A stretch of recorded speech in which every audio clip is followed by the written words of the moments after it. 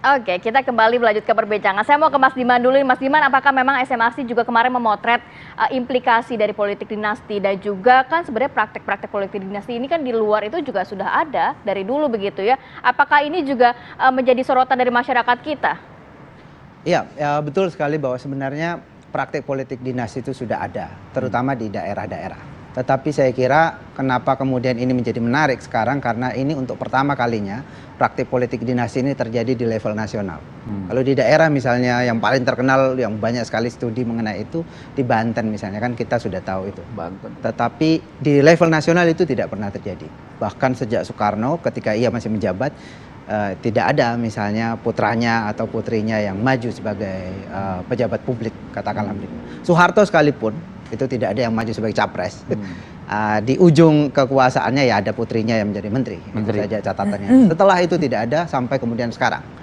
Secara sistematis kemudian kita lihat ada putra-putri atau putra dan menantu Pak Jokowi yang ketika Pak Jokowi masih menjabat itu maju sebagai pejabat publik di eksekutif wali kota, kemudian sekarang maju sebagai cawapres. Jadi kemudian ini menarik perhatian karena ini untuk pertama kalinya pada level nasional. Lalu ketika tadi kita tanya kepada publik ternyata resistensinya sangat tinggi. Sebetulnya kita ada pertanyaan lanjutan kenapa resistensinya itu sangat tinggi. Kita juga tanya seberapa baik atau buruk praktik politik dinasti itu bagi pelaksanaan pemerintahan. Ada 21% yang menyatakan baik atau sangat baik. Tapi ada 75% yang menyatakan itu buruk atau sangat buruk. Jadi tetap ini kenapa orang resisten karena yang tahu ini ya menganggap bahwa ini praktek yang itu jawabannya hanya baik dan buruk saja ya, tidak ada yang memang di tengah-tengah situ. Ada tentu saja sangat baik, buruk atau intinya kalau kita bagi dua ya itu. Yang menyatakan ini buruk sangat banyak. Dan kalau kita misalnya lacak kenapa ini dianggap buruk? Sebenarnya ini sangat rasional. Kalau kita baca tentang praktik politik dinasti dalam demokrasi kan kekuasaan itu dibatasi, katakanlah 2 periode itu maksudnya agar kekuasaan itu atau sumber daya itu tidak terkonsentrasi pada segelintir orang, jadi perlu pergantian. Nah, politik dinasti itu kan artinya kekuasaan itu kemungkinan besar tidak berpindah-pindah kan, ya berada di sekitar orang itu dan ini sangat berbahaya. Itu artinya sumber daya akan berpusat di segelintir orang itu atau segelintir keluarga itu. Kemudian yang kedua juga prosesnya memang di dalam demokrasi dan monarki itu kan beda. Kalau di monarki tadi betul itu ditunjuk, tidak ada pemilihan. Sementara di dalam demokrasi itu dipilih oleh publik. Tetapi dengan adanya keluarga yang ada di dalam kekuasaan, bapaknya misalnya sebagai gubernur, kemudian anaknya maju sebagai wali kota, ini akan mempengaruhi kompetisi yang sehat. Yang setara di antara kandidat-kandidat itu karena di dalam kekuasaan. Apalagi seorang presiden, itu kan seorang presiden mengatasi semuanya, itu kekuasaan tertinggi. Tentara yang punya senjata itu di bawah dia bahkan. Jadi ini kemudian secara objektif bisa mempengaruhi publik atau aparat negara. Saya selalu ingat kata-kata Gunawan Muhammad ya, dia waktu dia menjadi Pimret di majalah Tempo, dia mengatakan suatu hari dia datang ke kantornya dan dia komentar soal lukisan di dalam kantornya. Lukisan ini kayaknya miring. Dia tidak bilang itu ubah. Tapi setelah itu beramai-ramai pegawainya itu berusaha untuk membenarkan itu. Ya, itu pengaruh dari seorang yang punya kekuasaan terhadap bawahan. Apalagi ini seorang presiden. Komentar Anda Bang Noel? Ya, dari tetap Mas Diman ini. Mas Diman ini salah ya mendefinisikan politik. Tadi saya sampaikan dari awal bahwa era demokrasi ini tidak mengenal namanya politik dinasti karena semua mekanisme itu melalui pemilihan langsung. Kecuali kekuasaan yang sangat otoritarian di mana pemilih itu dipaksa untuk memilih dengan todongan senjata, itu bisa definisi yang disampaikan Mas Diman itu. Tapi dengan sekarang ini dengan industri digital, setiap perilaku orang itu bisa direkam, bisa difoto dan sebagainya. Ya aneh aja kalau masih orkestrasi itu masih ada. Artinya kita tidak percaya dengan yang kita sepakati soal demokrasi ini dong gitu. Artinya kita coba meragukan pilihan rakyat itu sendiri. Kok kita menjadi hakim untuk pilihan rakyat itu sendiri, itu kan tidak fair gitu. Jadi tidak bisa lembaga survei ini menjadi potret dominan. Jadi masyarakat sudah cukup pintar juga untuk cerdas lah gitu loh. siapa yang menolak, yang nggak menolak politik dinasti? Saya juga menolak kok.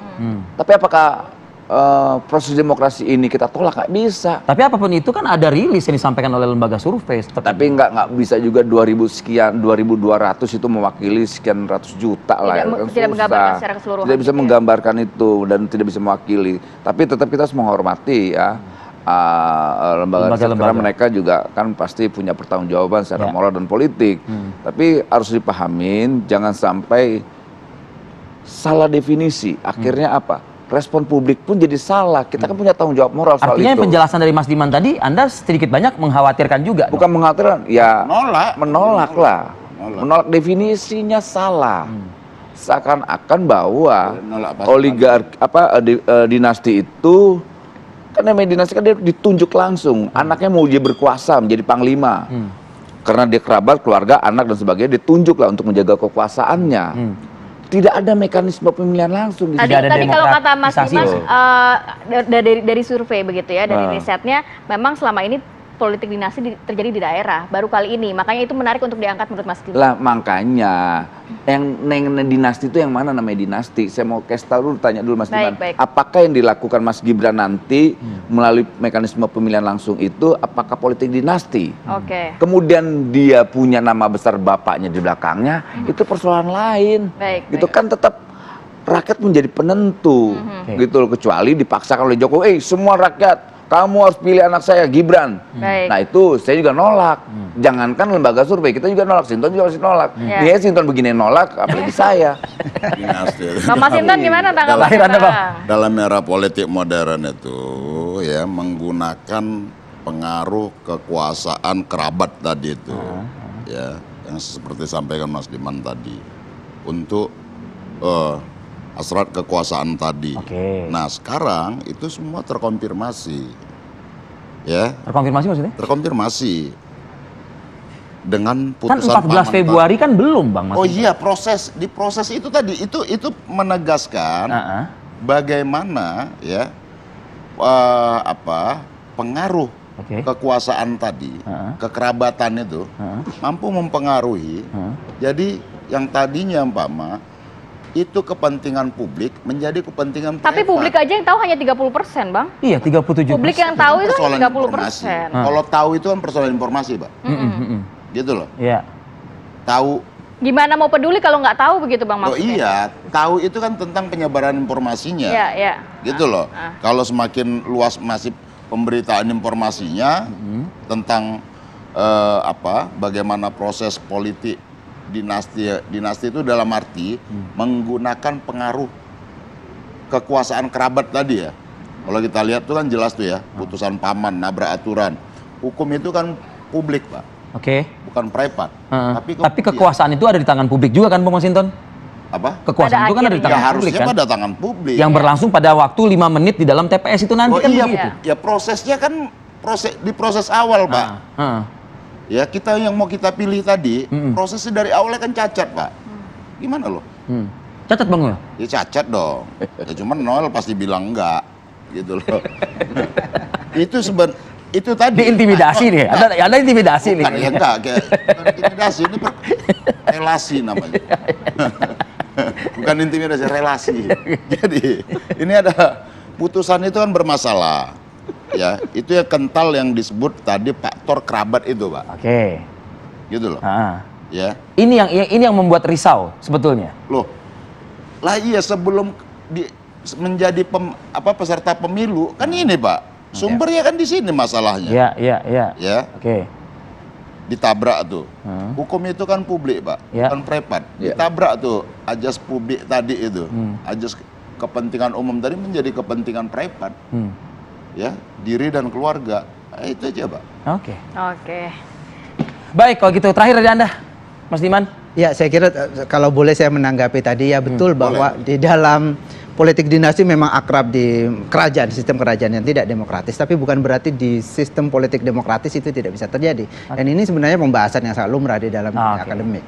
Bahkan ada lagi sebetulnya selain politik dinasti yang disebut sebagai family politics, politik kekerabatan. Ya bukan ikatan darah langsung, tapi misalnya ipar gitu karena ada perkawinan, itu bukan ikatan darah, tapi itu juga masuk di dalam pembahasan tentang family politics. Dan jangan lupa betul bahwa ada keterlibatan publik di sana, tetapi dalam proses keterlibatan publik itu ada yang namanya kampanye misalnya, sosialisasi, dan ini melibatkan sumber daya.